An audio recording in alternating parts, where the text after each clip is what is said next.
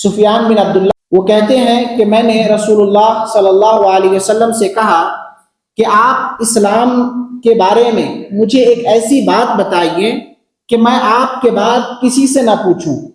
तो आपने भी मुख्तसर और जामे जवाब देते हुए कहा, कुल आमनतु बिल्लाह सुम्मा इस्तक़िम, तुम कहो मैं अल्लाह पर ईमान लाया और फिर उस पर जम जाओ। दो कलमे के अंदर जवाब दिया, कहा कुल आमनतु बिल्लाह, तुम ये कहो कि मैं अल्लाह पर ईमान लाया, और दूसरी बात कही सुम्मा इस्तक़िम, फिर इस बात पर तुम जम जाओ।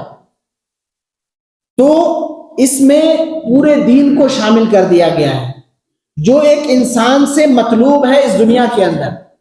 और इंसान और मुसलमानों के लिए जो दीन है, दीन इस्लाम है, ये दो चीजों पर मुश्तमिल है।